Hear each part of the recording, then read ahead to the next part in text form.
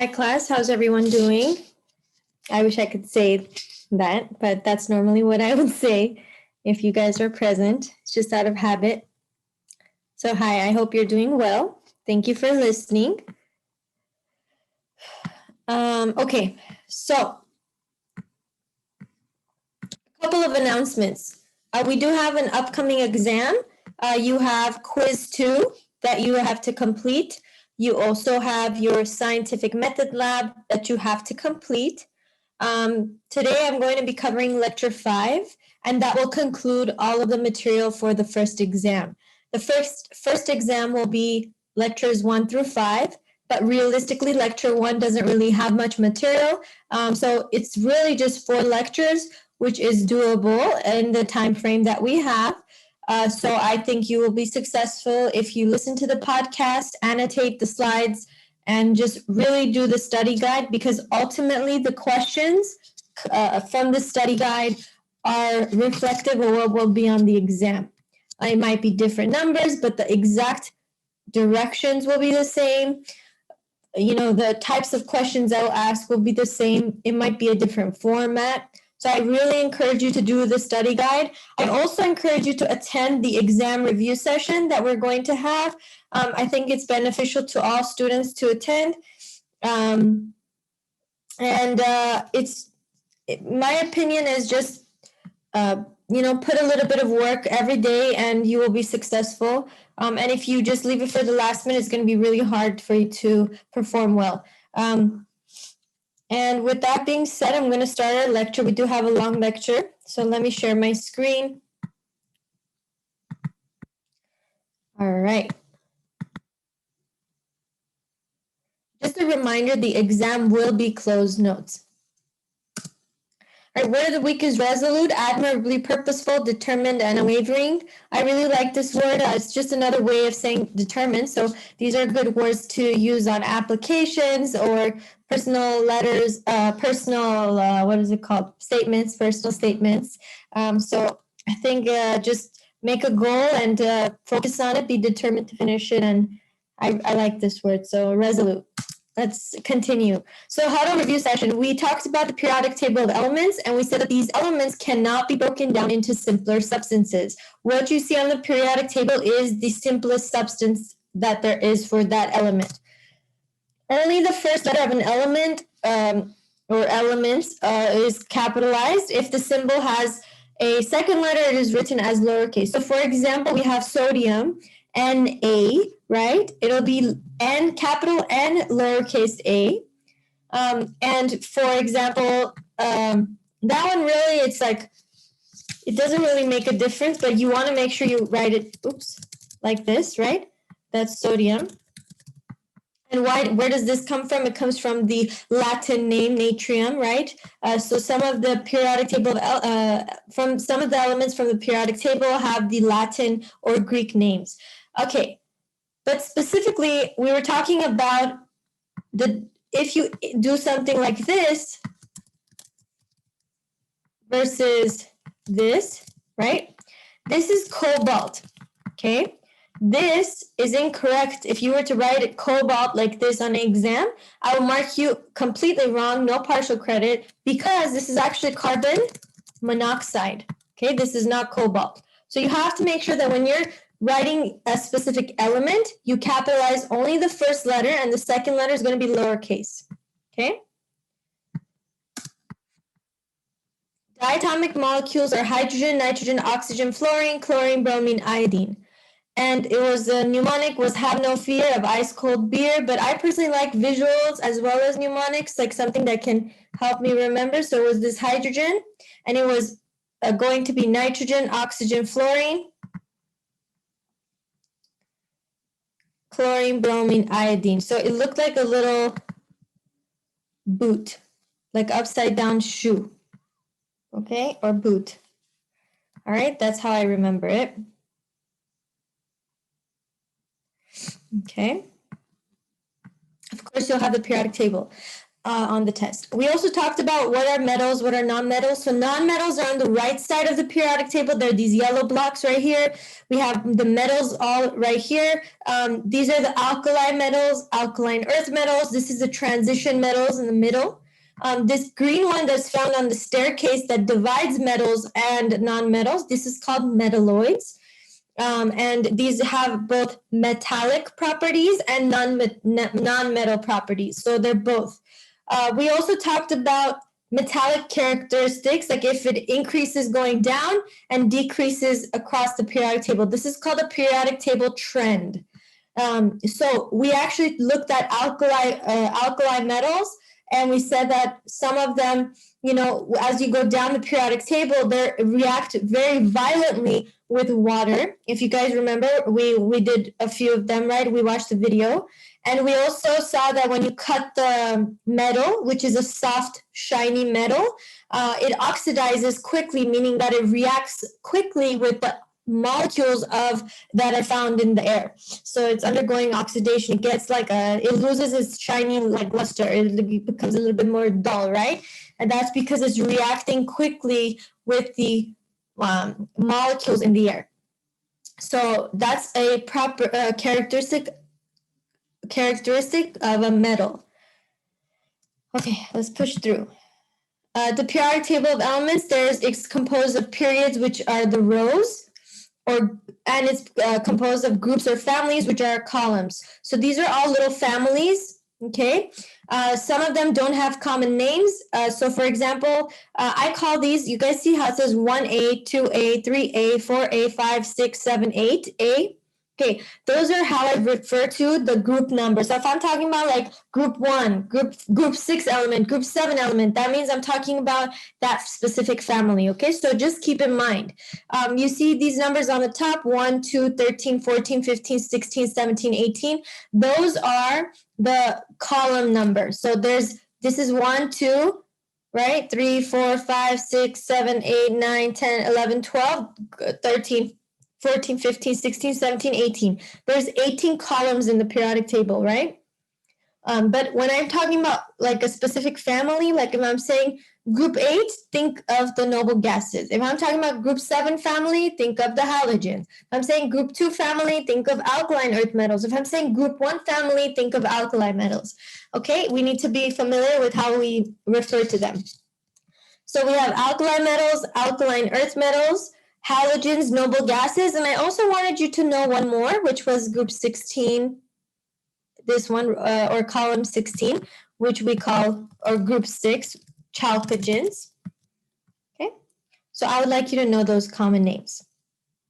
Okay, I expect you to know them. All right.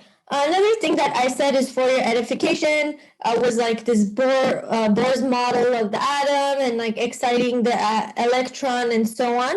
What we're going to learn is a little bit of quantum mechanics, and we're going to understand how electrons kind of fit into sublevels or fit into a shell. How does the atom look like? That's what we're going to investigate today. So this slide has a lot of words. I'm going to just break down specific things that I want you to know. And I'm going to explain it using examples. So this is going to be mostly example based. So let's just first read what it says. It says the quantum mechanic model of the atom. So basically the atom has something called sublevels, and they're designated by letters S, P, D, and F.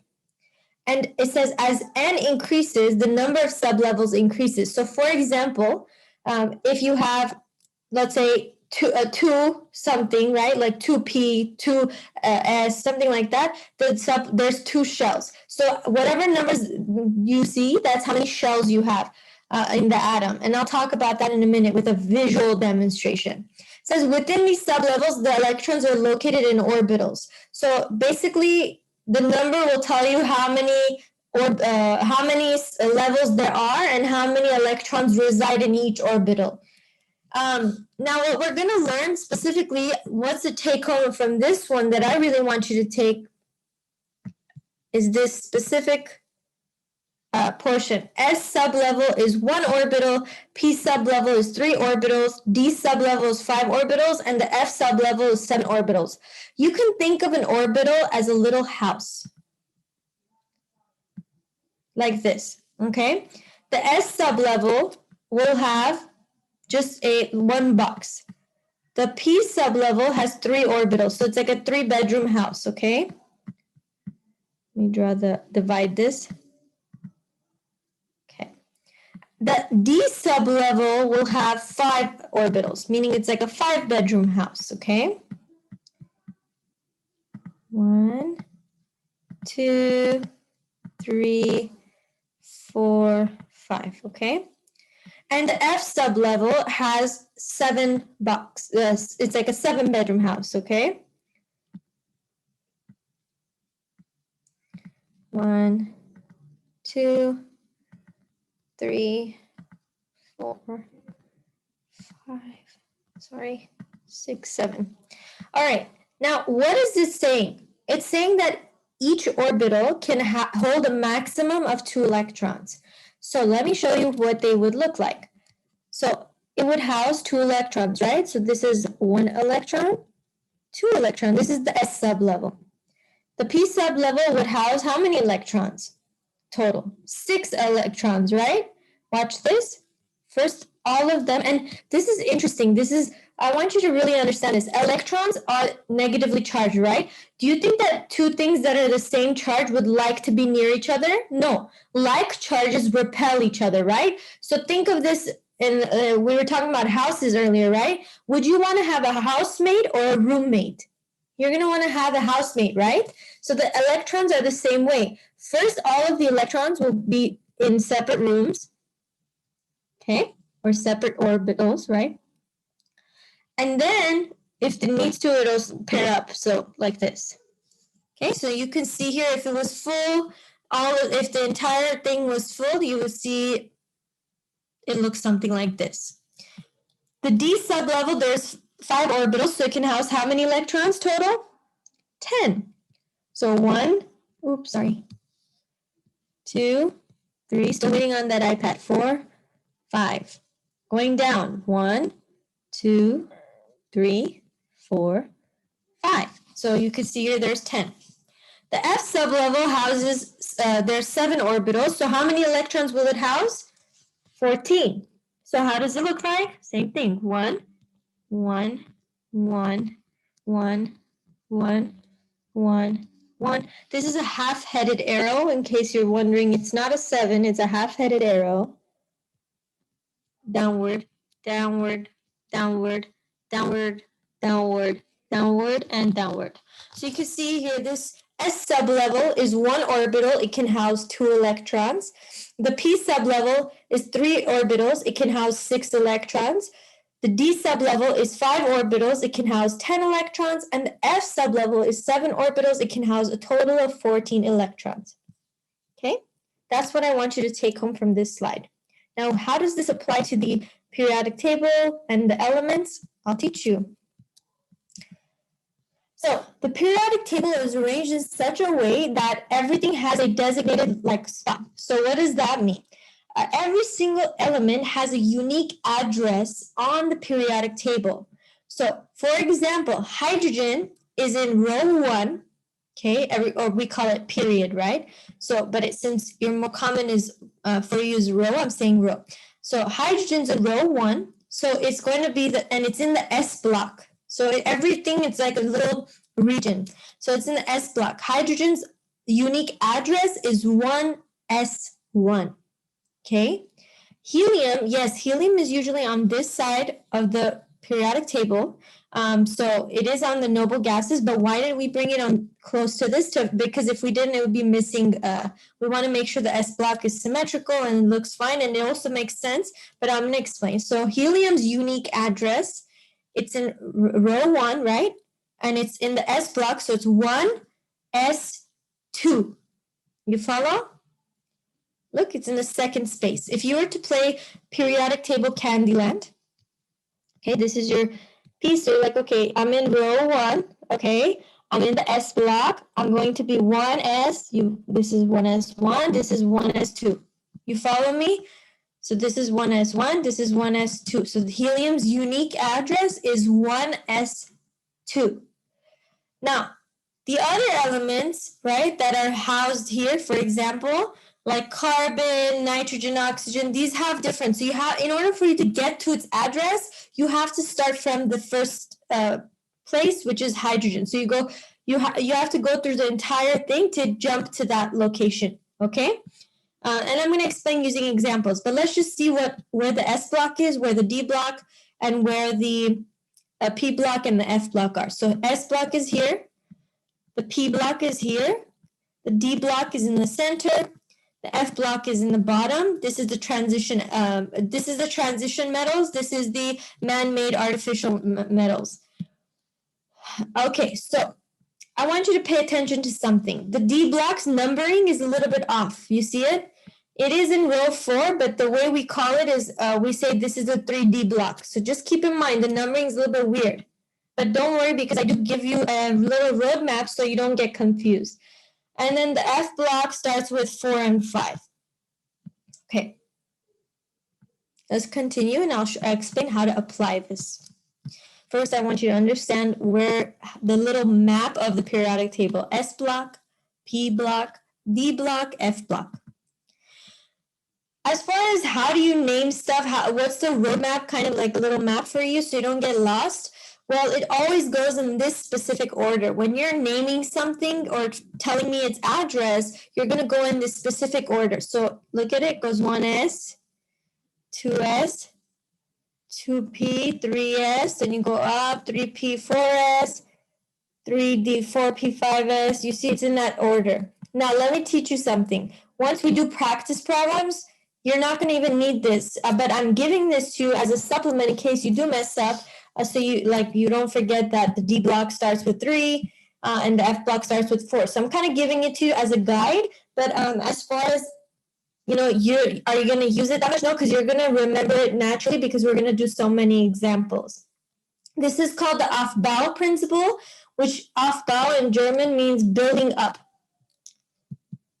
So let's start with this, okay? It says similarities of behavior in the periodic table are due to the similarities in the electron arrangement of the atoms. This arrangement is called electron configuration. So I'm going to teach you using examples. So we're going to pop a whiteboard open. Make sure the whiteboard is being shown. Yes.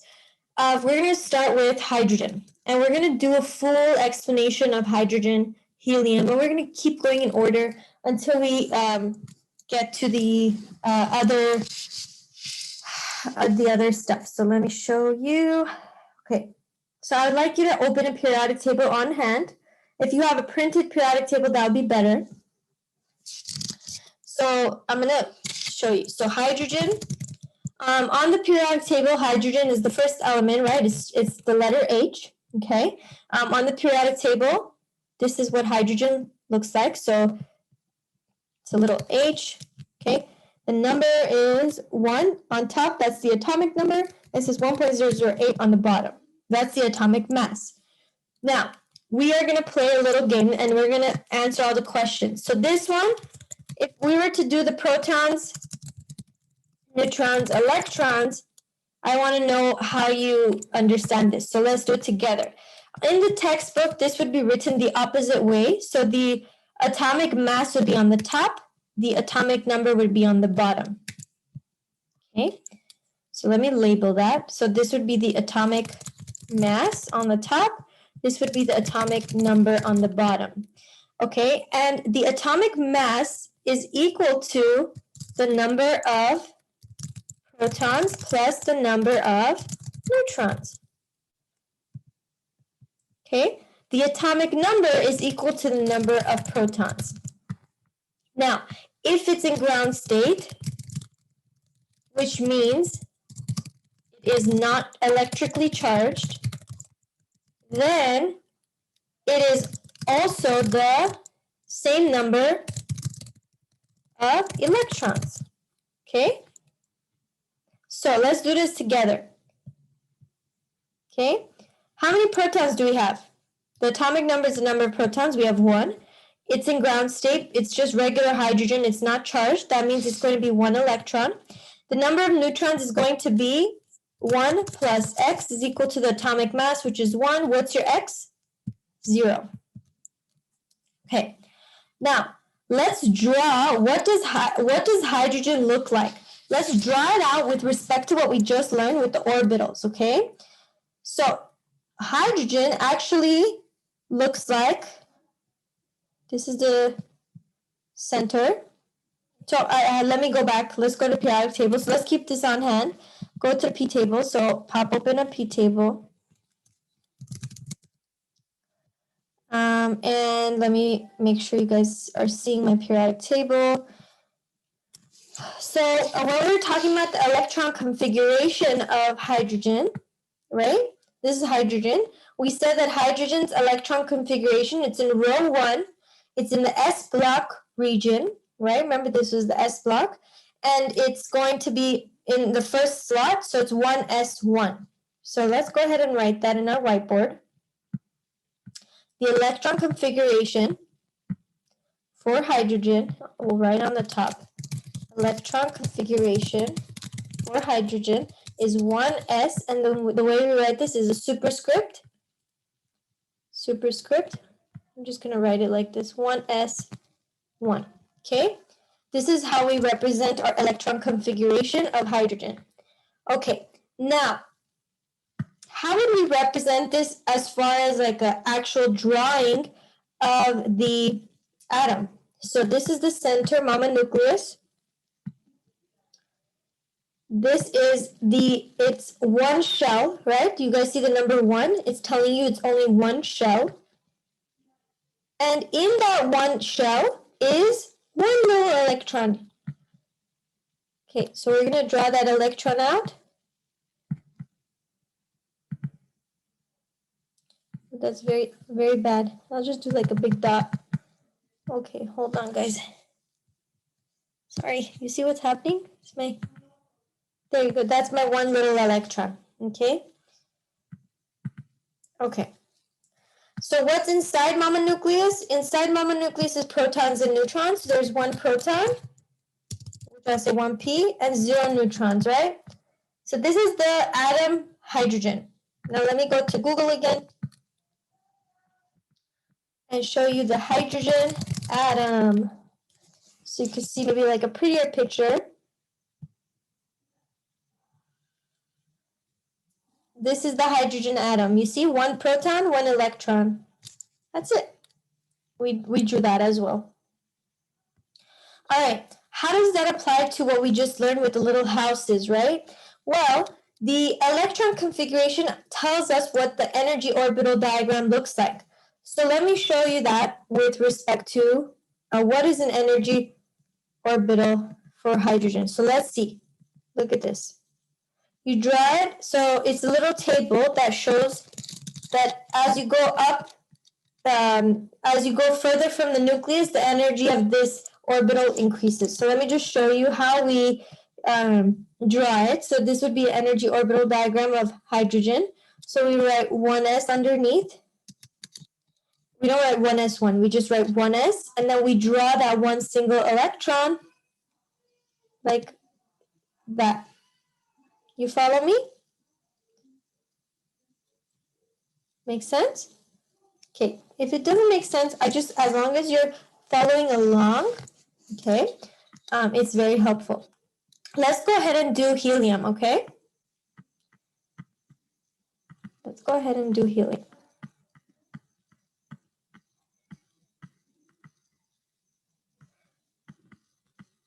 Okay, we're going to do helium.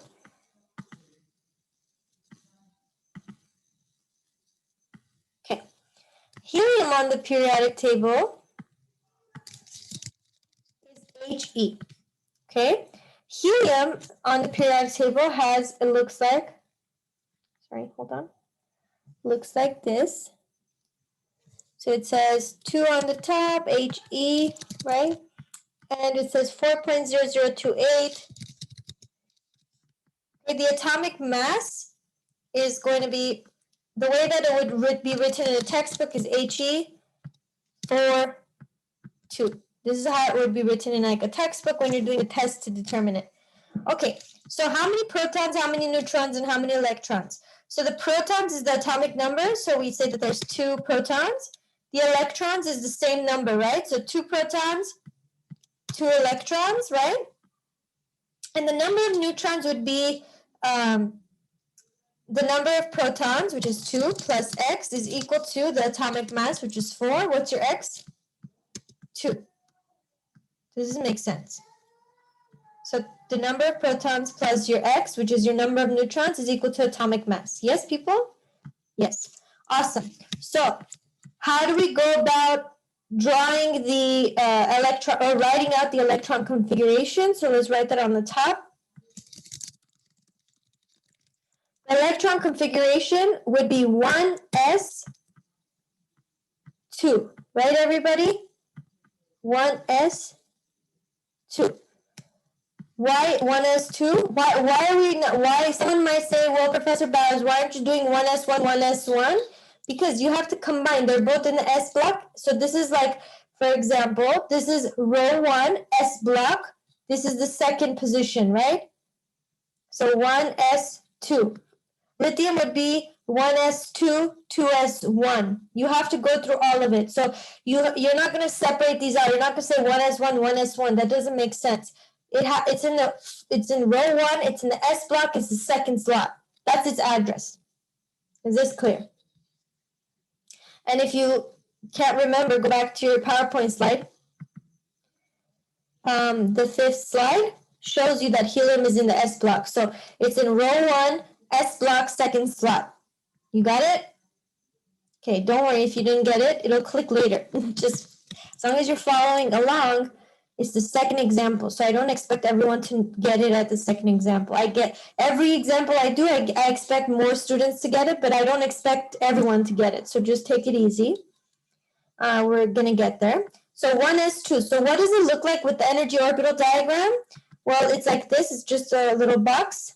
And we're going to write underneath that box 1s. Oops, sorry. Well, hold on. 1s. Wasn't supposed to be over there. Hold on. Let's write it right underneath. Okay, and we don't write 2. We just show the 2 by drawing in our electrons. Half head.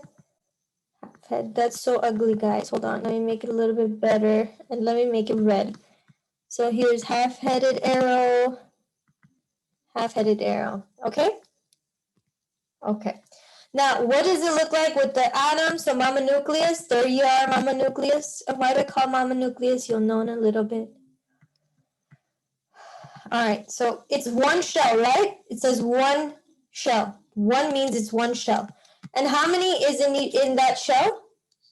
2 electrons. So you're going to draw 1 electron here and 1 electron far away from it. Why? Because the like charges repel. We want them set as far apart as possible. So this would be correct for the electrons. How about for the nucleus? It's going to have 2 protons and 2 neutrons, right?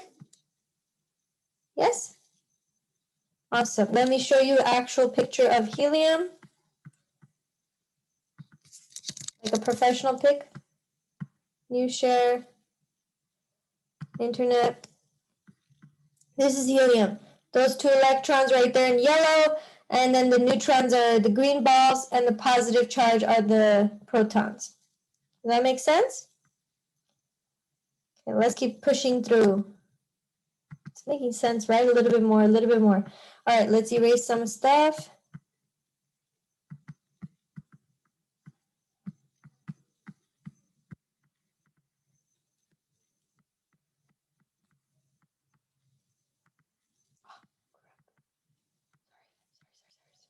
Don't want to erase that part.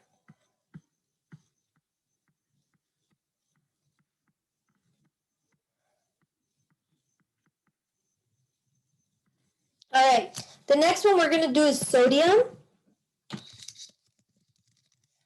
Okay, sodium is Na.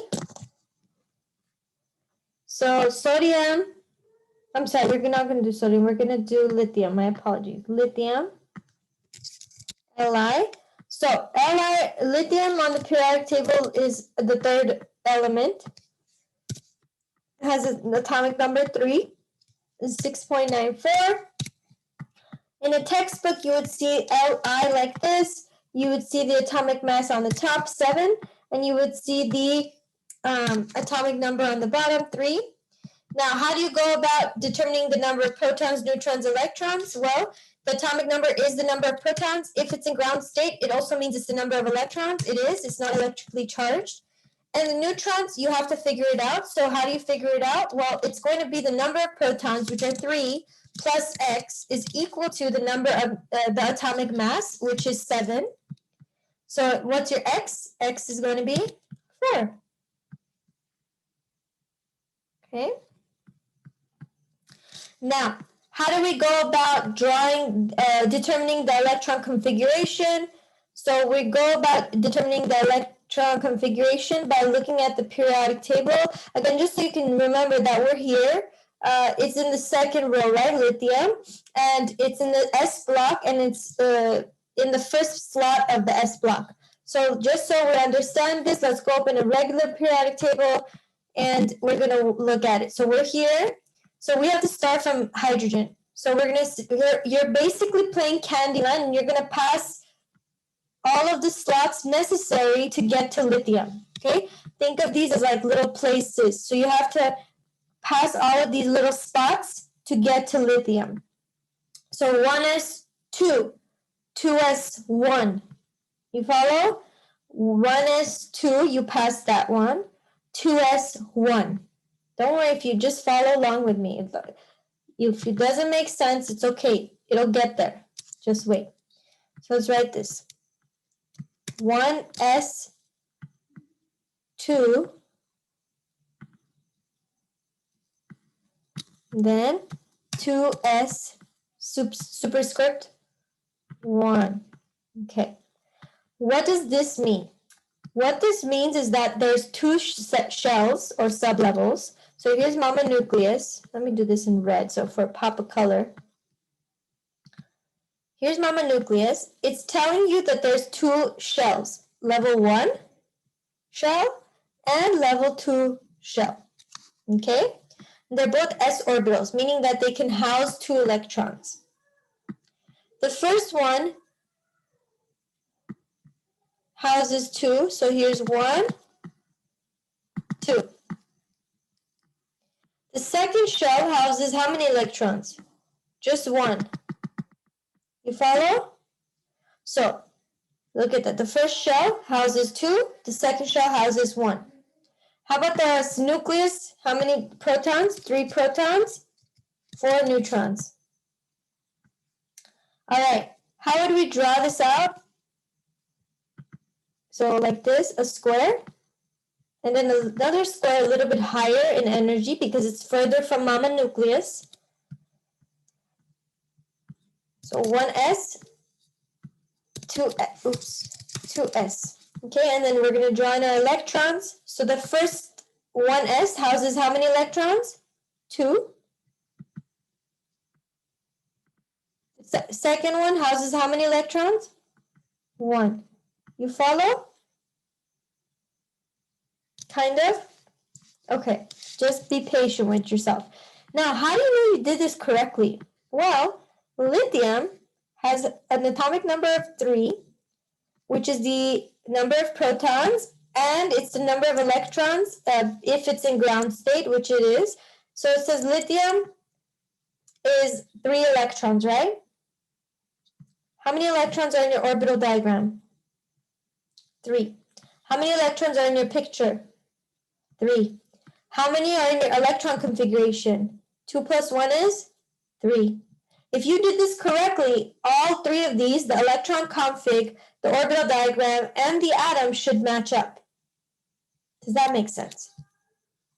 Okay. So let's be patient with ourselves. Let's do the next example, and it might even click more. Okay. We're going to be patient with ourselves.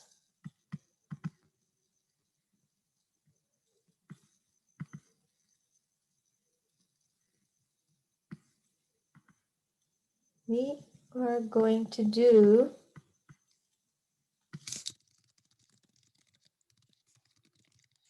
we are going to do beryllium. Beryllium. which is Be. So on the periodic table, beryllium looks like this. Be, it's going to be the middle, on the top is 4, on the bottom is the mass, which says 9.0122, right? So the way it was shown in the textbook is Be, a 9, a 4 on the bottom, okay? So let's determine the number of protons, neutrons, and electrons. So the atomic number is the number of protons, 4, and if it's in ground state, which it is, it's not electrically charged, meaning it didn't lose any electrons. It's the same number of electrons, 4. How about the neutrons? It's going to be 4 plus x equals 9. What's your x? 5. Okay. Let's go look at the periodic table of elements. Beryllium's here. It's in the S block, it's in row 2, and it's in the second slot. So I have to end up with 2s2, right? So, but we have to start from the beginning. 1s, 2, 2s, 2. You follow?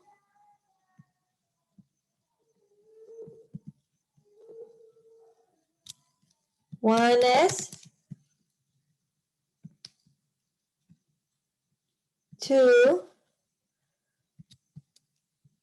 2s, 2. All right, how does this look like? You're going to do a little square block, a square block.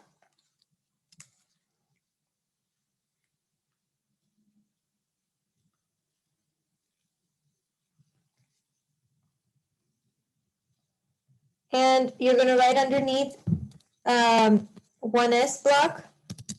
On the top, you're going to write 2s block. So in the first 1s block, there's how many electrons?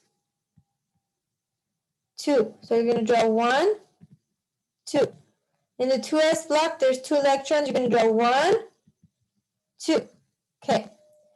Now, let's draw the actual atom. Here's now the nucleus. Here's the first shell. Here is the second shell. How did I know there's 2 shells? Because of the numbers 1 and 2. That tells me that there's 2 shells. Okay, in the first shell, there's how many electrons? 2, right? So we're going to draw that out. Boom, boom. In the second shell, how many electrons? There are 2. 1. Oops, sorry. I'm just going to draw that there because my thing is there. 1, 2. Okay? And then how about the protons and the protons and the neutrons? So 4 protons, 5 neutrons. You follow? Okay, let's go to the Google. Beryllium atom.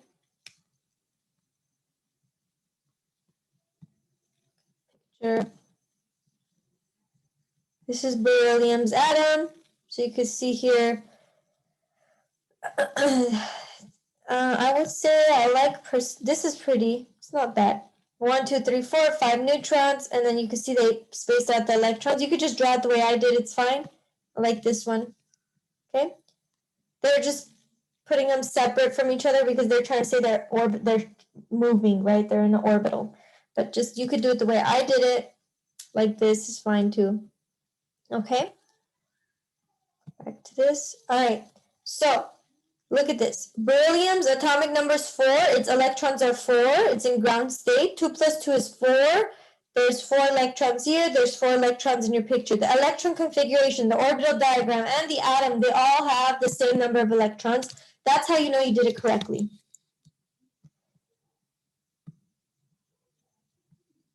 Okay. So let's go ahead and erase the stuff. Now we're going to go forward. We're going to enter the P block. So we're going to do carbon.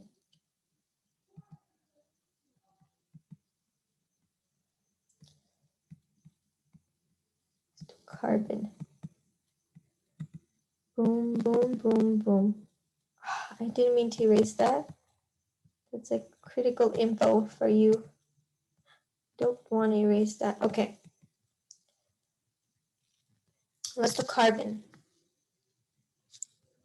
Okay. Carbon, let's share my screen. Carbon's right here, right? So carbon, which block is it in? Go back to that one slide on your notes. It's in the P block, right? Carbon's in the P block. So we're going to end up with our answer in the P block, right, people?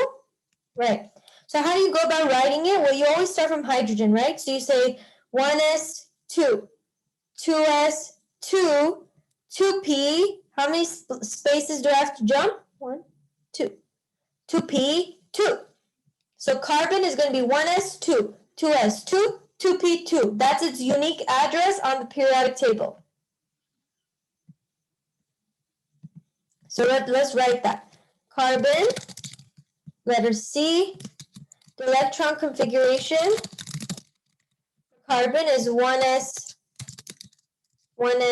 let me write it like this, 1s2, 2s2,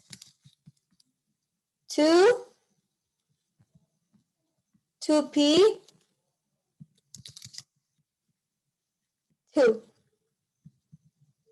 Okay? So carbon looks like this. Carbon, the atomic number of carbon is 6. The atomic mass is 12.011. Textbook would show you C, a 12 on top, a 6 on the bottom. Now, protons, neutrons, electrons. The atomic number tells you the number of protons, 6. If it's in ground state, which it is, it's going to have the same number of electrons. That's also 6. The number of neutrons is going to be 6 plus x equals 12. What's your x? 6. Okay. So how does this look like in the picture? Here's mama nucleus. Okay, here's the how many levels do we have to draw?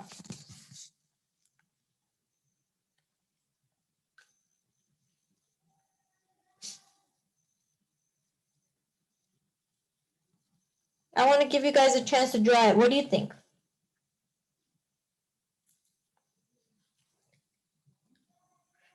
You have to draw 2 levels, right? Why 2 levels? Because there's only 2 numbers, number 1 and number 2. Those are called, this is just telling you how many shells there are, okay? So there's 1 shell, and then there's a second shell. You follow? There's just 2 numbers, 1, 2.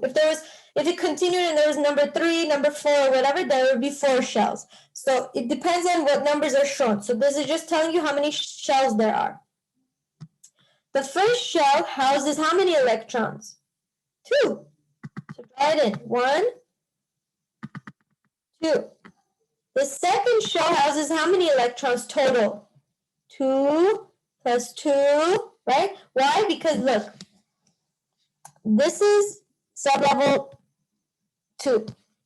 This is sublevel 1, right? So that's why there's 2 pairs of electrons in sublevel 1. For sublevel 2, there's a total of 4 electrons. So we're going to draw it out. We're going to space them out. So 1, 2, 3, 4. Okay? How many protons and neutrons in the center? 6 protons, 6 protons, 6 neutrons. Okay, this is what the atom carbon looks like. Now, how would we draw our energy orbital diagram? Well, you say, okay, I'm going to draw the s orbital, and then you're going to draw a second s orbital, and then you're going to draw your p orbital, which houses three of them, right? 1, 2, 3 rooms, okay? You're going to write underneath it 1s, 2s, 2p. And you're going to fill in the appropriate, remember we were talking about this in the beginning of the lecture. So the first sublevel houses how many electrons? 2. Watch this. 1, 2. There you are. The second sublevel, 2s, houses how many electrons? 2. 1, the 2p sublevel houses how many electrons? 2. So let's draw it out. 1. Am I going to draw it right next to it or in another room? I'm going to draw it in another room, right? The electrons want to be as far apart as possible as they can before they begin pairing up. That makes sense? Okay. Look at this. It's consistent. 6 electrons, 6 electrons, 6 electrons, 2 plus 2 plus 2, 6. 6 electrons in our picture. The electron configuration, the orbital diagram, and the atom, they all have the same number of electrons. That's how you know you did it correctly. Okay, let's try another one. Oh no, I didn't mean to do that.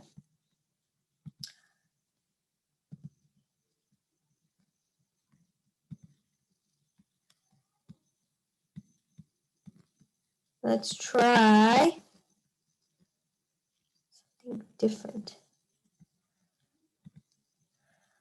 Okay, we gotta push through. Again, this comes with practice, so I encourage you to practice your study guide. Okay, let me open the P table. Okay, let's do, which one do I want? Calcium. Let's do calcium. Calcium. Let's do, calcium is Ca, right? Let's go to periodic table. Calcium's right here, right? It's really far from hydrogen. We have to go through all of them to get to calcium. Okay? So calcium is in row 4. It's in the S block, and it's in the second slot of the S block. So you're going to end up with 4s2, right, people? Yes. So let's start from the beginning. 1s2, 2s2, 2p, 6. 3s2, 3p, 6, 4s2. You follow? You have to go through all those slots to get to calcium, which is in this specific slot. So you have to write the entire complete electron configuration for calcium. So let's write it together. 1s, let's write it together. 1s, 2. 2s, 2. I make sure my screen's on the right thing. Yes, whiteboard. 2s, 2. 2p, 6. It's a 6. 3s, 2. 3p, 6. 4s,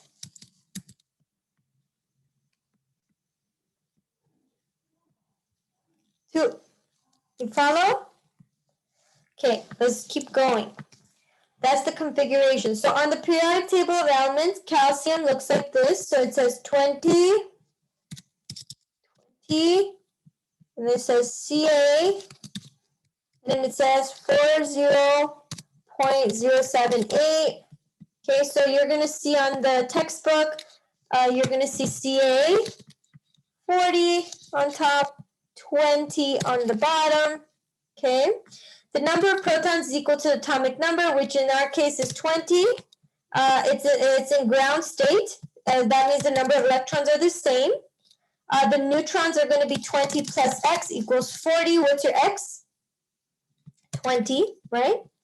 All right, and now we have this, right? This situation. So how do we go about drawing our atom? How many shells are there? 4. There's 1, 2, 3, 4 shells. So we're going to draw that. I'm going to erase this for a second. So here's your first shell. This is mama nucleus. Sorry. First shell. Second shell. Third shell. Fourth shell. Ooh, it's a very big shell. Okay. All right. 1 shell, 2 shell, 3 shell, 4 shell. Okay, how do we go about this? The first shell, which is this orange one, is going to house how many electrons? 2. The second shell, which are these, is going to house how many electrons total? 2 plus 6 is 8. So you're going to write 1, 2, 3, 4, 5, 6, 7, 8. You see how I went all around and then like that? You have to do it that way because first the electrons like to be as far apart as possible and then they begin pairing up. All right, then the 3s. The 3s, let's do hot pink and 3p hot pink. So how many is in the third shell? 8. So let's do it together.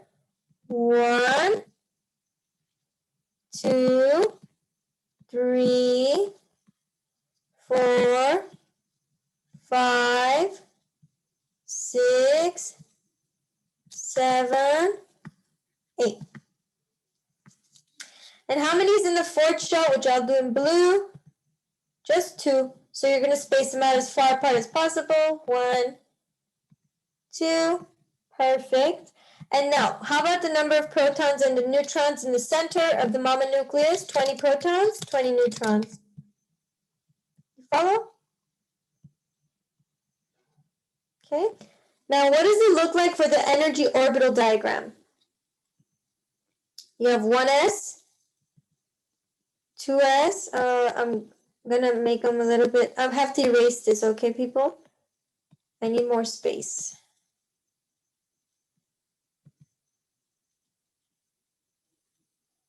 Two S, 2P,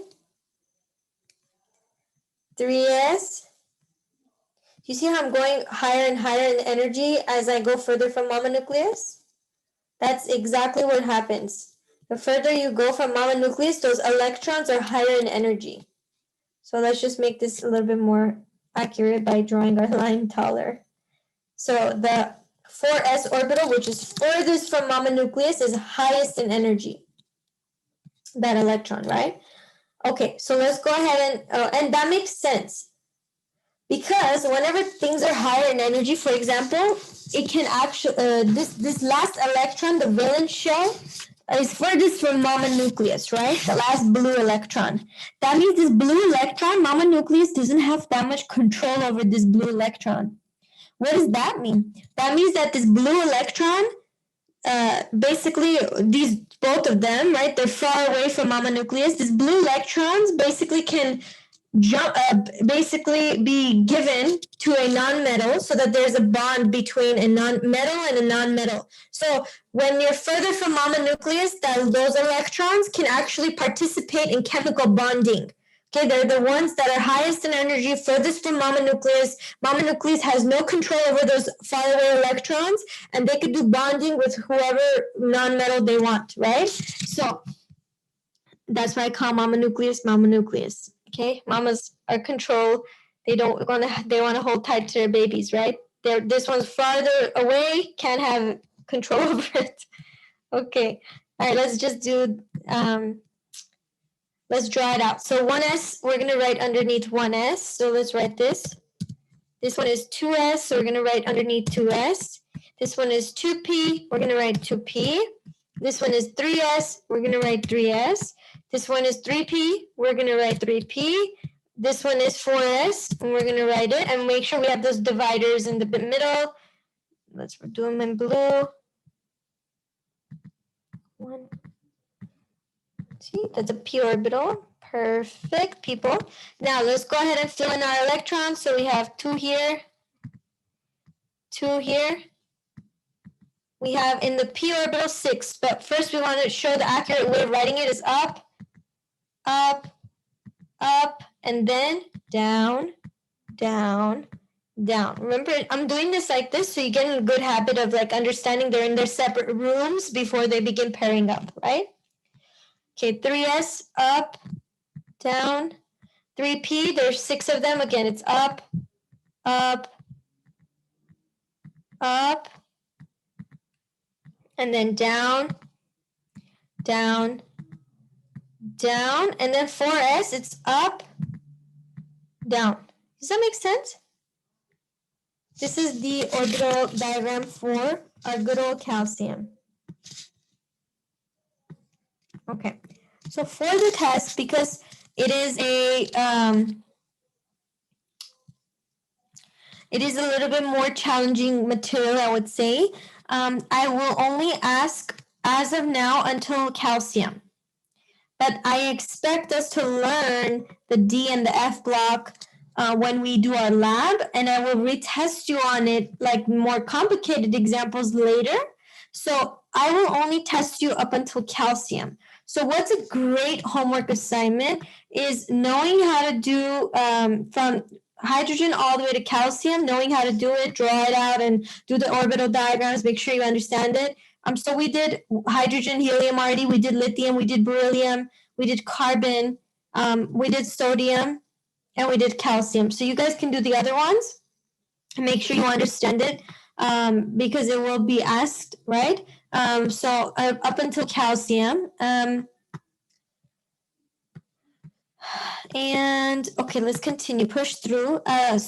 But I will teach you it again, further detail, and I expect you guys to know the other ones. So these will be easy, right? Hydrogen, sodium, lithium. So let's go ahead and just quickly write it out. So hydrogen is 1s1, we said, right? 1s1, I'm gonna write it like that. 1s1, and I'll put that in black or something. And then sodium is going to be, well, let's do lithium first. Is 1s2,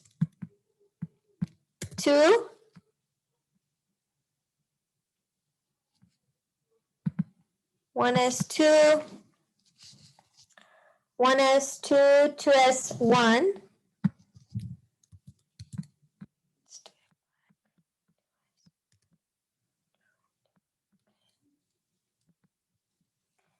And then sodium is going to be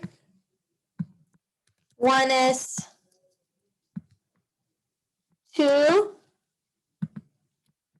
1s2, 2s2, 2p6, s2,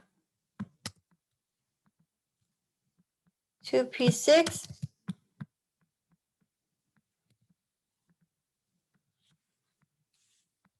3s1, right? So what is the key take-home message?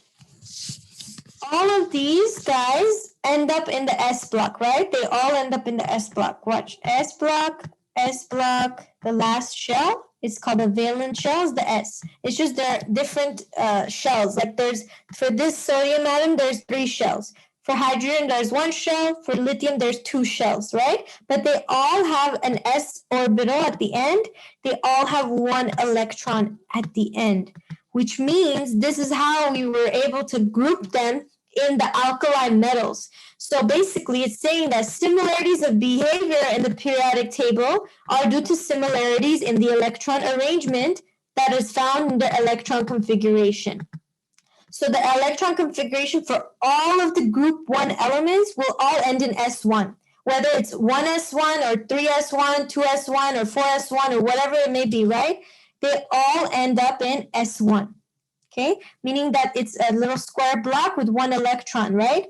So they all are similar in its behavior. Okay, let's push through. So just again, the test will be up until calcium. I expect you to know, but for the future, we're going to do more. So these ones, it says fluorine and chlorine and magnesium. Let me see, magnesium's part of it, I believe. Yes, so you don't need to know fluorine and chlorine. Do you? Fluorine you can do, chlorine you can do. So you can do all of these. So I did beryllium, I did magnesium. For fluorine, it will be, let's do it together. Fluorine will be 1s2, 2s2, 2p5.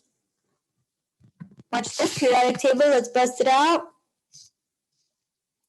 P table, where are you at? P table.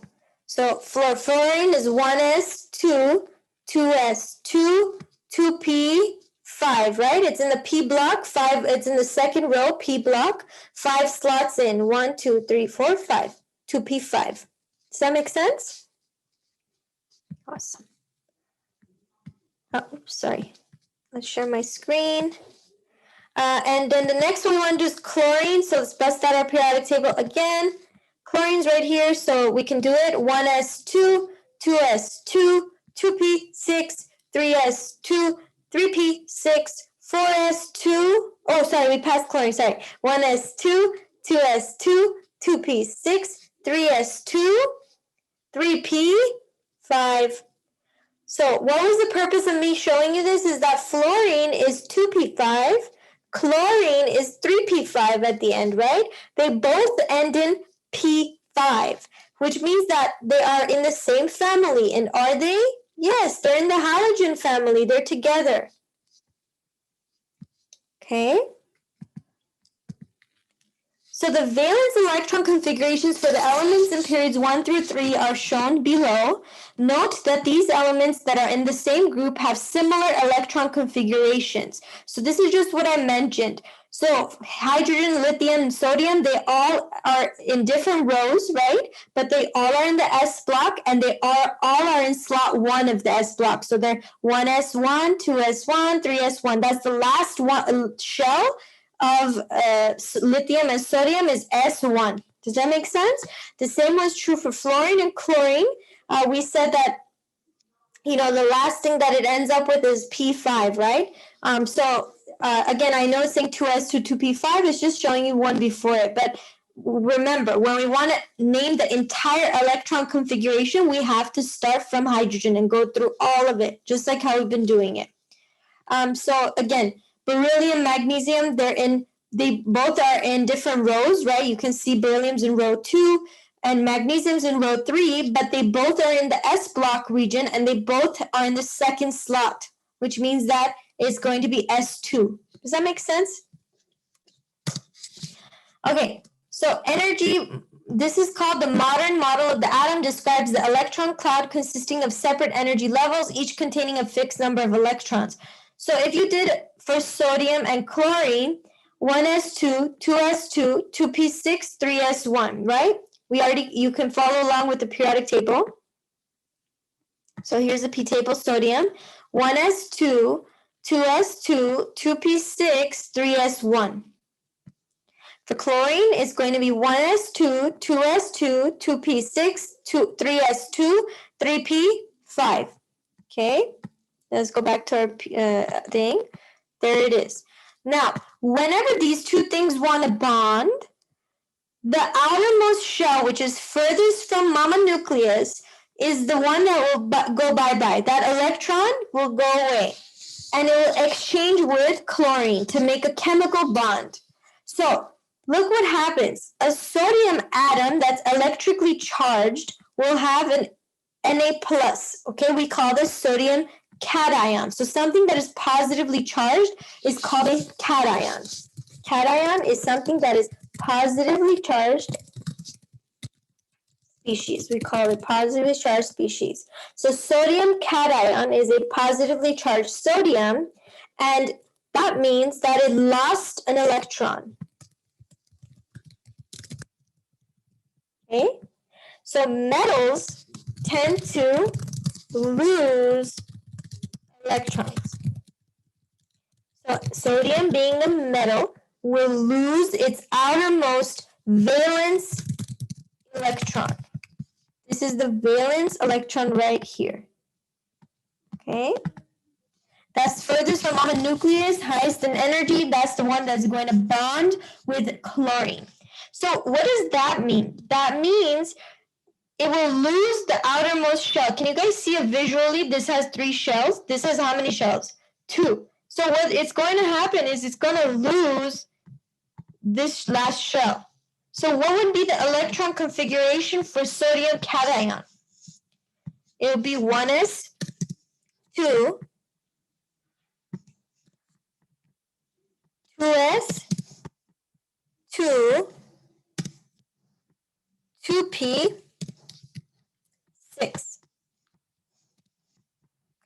Right? right? It lost the 3s1 last shell. It donated its electron to chlorine, and now it has something very important. The outermost shell has a complete octet.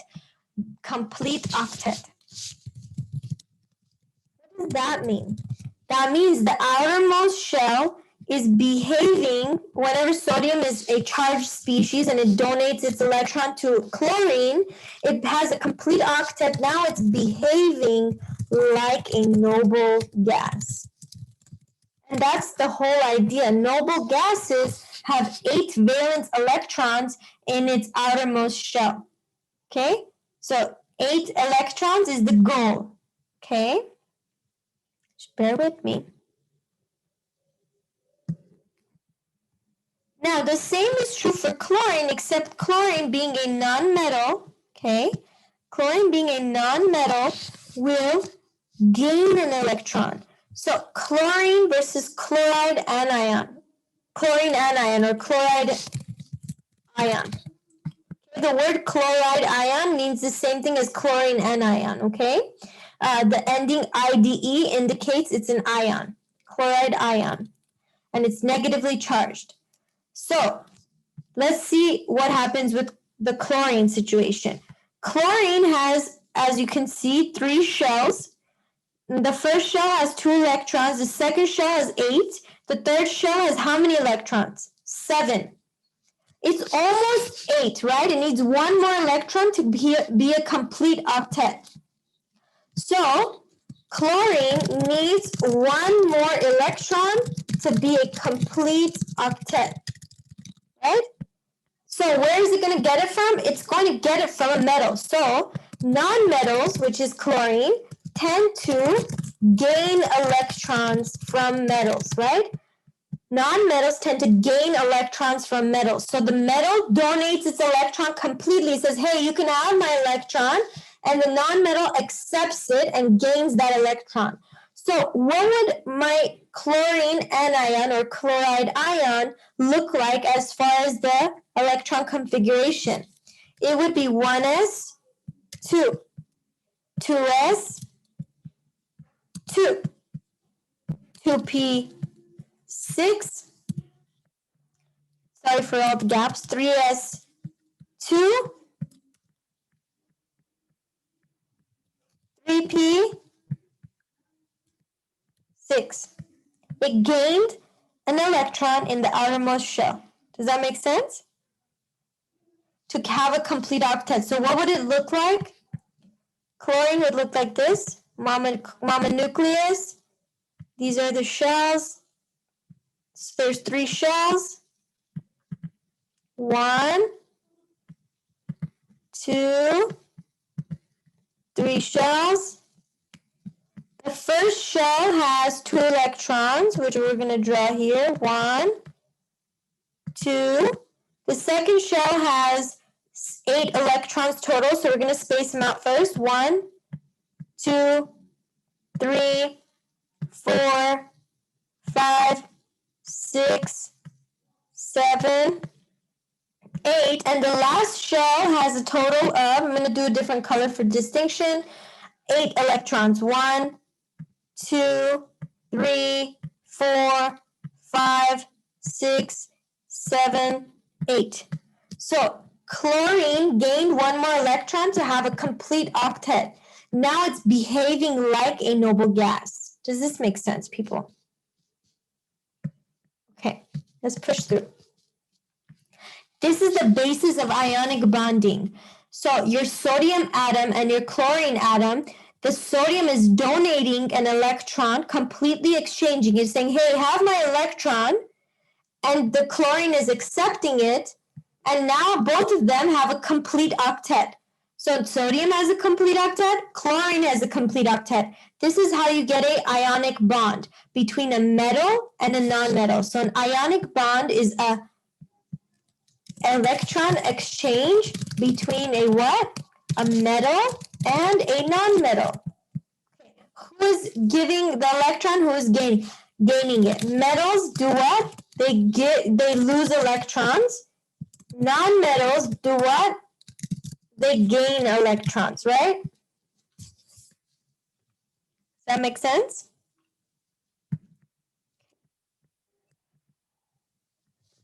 All right, so trends in the periodic table. The electron configuration of atoms are an important factor in the physical and chemical properties of these elements. Some of these properties include the atomic size, ionization energy, and metallic character. Basically, ionization energy is talking about the ability of it to give away, or the tendency of it to give away an electron or to accept an electron, right?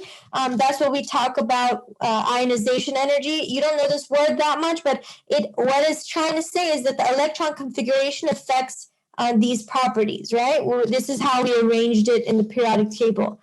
So these properties are commonly known as periodic properties and increase or decrease across a periodic or period or group, and are repeated in each successive period or group. Basically, it's saying that the periodic table has trends.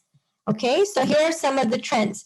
If you go down the periodic table, and your radius will increase. So you see hydrogen, lithium, sodium, potassium, rubidium, they're all in group 1. And if you go down the periodic table, the radius of it increases. And that makes sense. It's getting bigger, right? The atomic mass of all of these is really big, right, for rubidium compared to hydrogen. And it says if you go to the right of the periodic table, the trend is that the radius will decrease. So potassium has a larger radius than krypton, for example. So now it says select the element in each pair with the larger atomic radius. So you need to know that this trend is increasing radius going down, decreasing to the right, and now you have to look at it, lithium and potassium. Lithium compared to potassium. Lithium is in row 1, potassium is in row 1. Obviously going down, your potassium is going to have a larger atomic radius. Now let's compare phosphorus with chlorine. Going to the right is a decrease in radius, right? So I'm essentially testing you if you understand this concept. So I'd like you to know that atomic radius increases going down, decreases to the right. Oops, sorry. The last slide is ionization energy. Ionization energy, it says ionization energy is the energy that's required to remove a valence electron from the atom in a gaseous state. In general, the ionization energy is low for metals and high for nonmetals. And this makes sense. It takes less energy to remove an electron from a metal, and it takes more energy to remove an electron from a nonmetal. And this makes sense. Why? Because metals tend to lose electrons. So that's why the energy is lower for it to lose an electron. It doesn't require much effort to remove an electron from a metal. And for nonmetals, the energy is really high because nonmetals tend to gain electrons. They don't want to lose them. They want to gain them. So that you don't want to remove electrons. You want to add electrons to it, right? So nonmetals, the ionization energy is generally higher because it doesn't want to remove valence electrons. It wants to gain it. So look at what it says. It says indicate the element in each set that has a higher ionization energy, potassium or sodium. So if you go down the periodic table, the ionization energy decreases. If you go across the periodic table, the ionization energy increases. So I need you to know this trend as well. Okay. So if you go down the periodic table, potassium or sodium. So let's go back to the P table. Potassium or sodium. So if you go down the periodic table, the ionization energy decreases. It says which one has a higher ionization energy? We're comparing potassium with sodium. Sodium. Sodium will have a higher ionization energy, right? Yes. What if we were comparing sodium with chlorine? Who has a higher ionization energy, sodium or chlorine? Chlorine. Chlorine is a nonmetal. It'll have a higher ionization energy. That makes sense? This goes along with the trend. So just a key, and we already discussed metallic character. Metallic character is the ability of an atom to lose electrons. Obviously, if you go to the bottom, it increases. To the right, it decreases. These are nonmetals, which is nonmetals don't lose electrons, so they're less metal-like, which is why they're called nonmetals. Okay, so metallic character increases going down the periodic table and decreases to the right. You need to know all three trends. And just one more key thing before we stop this lecture. You need to know the electron configurations all the way up to calcium. Okay, the complete electron configurations. For the future, we are going to learn the shortcut electron configurations. Okay, this is when we learn our lab, and we're going to go through all of it. So we're going to go up to the f orbitals. Okay, so I expect this for the future. Okay, but for your exam, I need you to know the complete electron configurations with the energy orbital diagrams and the drawing of the atom. Okay, I need you to know these. Okay, up to calcium.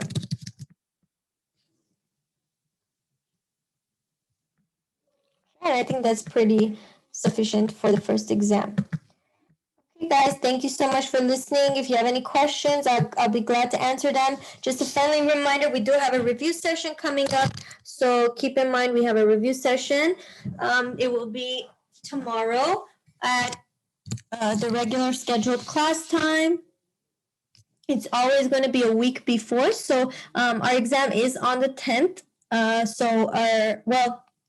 Santa Monica College students, your exam is on the 10th.